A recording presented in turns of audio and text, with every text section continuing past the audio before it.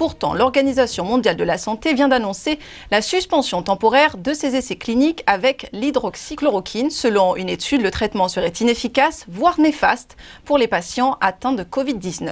Clarisse Fortuné. Il n'y a jusqu'à présent aucun traitement ou de vaccin connu pour la Covid-19, mais il existe de nombreux essais cliniques pour tenter d'en trouver. Un médicament, l'hydroxychloroquine, est utilisé comme traitement contre le paludisme et certains, parmi eux Donald Trump, sont persuadés qu'il pourrait être efficace contre la Covid-19. Le président américain en prend même.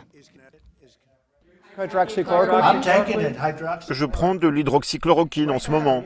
J'ai commencé à en prendre il y a quelques semaines car je pense que c'est bon. On m'en a dit beaucoup de bien. L'Organisation mondiale de la santé a déclaré à plusieurs reprises qu'il n'y avait aucune preuve scientifique à ce jour que l'hydroxychloroquine puisse traiter la Covid-19 et encore moins prévenir l'infection.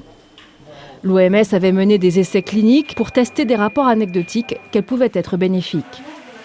Maintenant, ces essais ont été suspendus après qu'une étude a suggéré que le médicament pouvait provoquer des problèmes cardiaques et pourrait même augmenter les décès chez les patients atteints de la Covid-19. Le groupe de direction a mis en place une pause temporaire de l'essai d'hydroxychloroquine pendant que les données de sécurité sont examinées.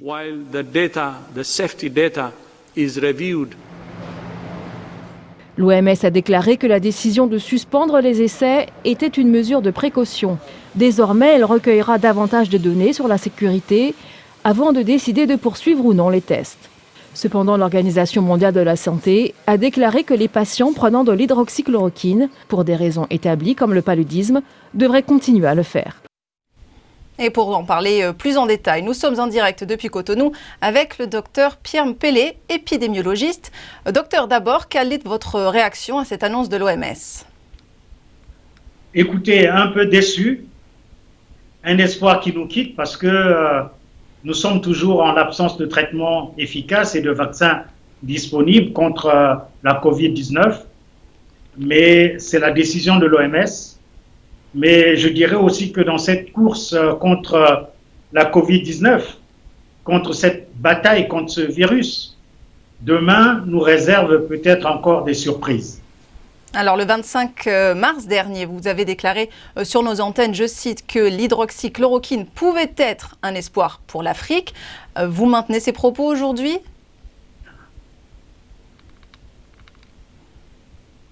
Docteur, vous m'entendez? Oui, je vous entends. Maintenez-vous les propos que vous avez tenus sur notre antenne il y a quelques semaines sur l'espoir que pourrait représenter l'hydroxychloroquine en Afrique? Oui, il y a exactement 2 mois, on en a parlé. Il y avait un certain espoir, il faut le dire, parce que l'hydroxychloroquine est peu cher et donc abordable pour les Africains. C'était accessible. Vous savez, un traitement à base d'hydroxychloroquine en Afrique, c'était entre 15 et 20 $. Donc, ce qui était tout à fait accessible pour les Africains. Et donc, nous avions eu un espoir et nous aurons souhaité que ce médicament soit confirmé comme l'un des traitements de la Covid-19 dans l'arsenal thérapeutique à venir, soit l'un des médicaments qu'on aurait pu utiliser en Afrique, étant donné son coût et son accessibilité.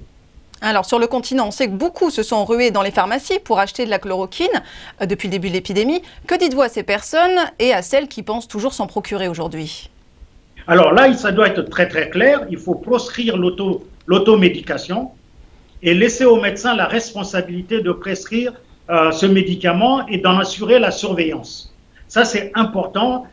J'attire l'attention de tous ceux qui ont ce médicament à la maison, de revoir leur médecin et surtout de ne pas prendre, surtout quand ils sont asymptomatiques. C'est un médicament qui va être à usage hospitalier et seul le médecin va le prescrire. Mais le médecin va le prescrire, je crois, malgré l'interdiction de l'OMS, en application du serment d'Hippocrate. Le bien au malade, au physique et au moral, la priorité pour le médecin, c'est le malade. Docteur Mpélé, je vous coupe brièvement. Où en est-on des recherches, et notamment des recherches en Afrique, quant à d'autres traitements? Ben, écoutez, il y a beaucoup de médicaments, surtout à base de plantes, avec nos collègues botanistes et chercheurs de Madagascar au Cameroun, du Gabon au Bénin même. Alors, il faut qu'on lance des essais cliniques pour vérifier l'efficacité de toutes ces molécules-là. Docteur Pierre Mpele, épidémiologiste, merci d'avoir été avec nous. Merci à vous. C'était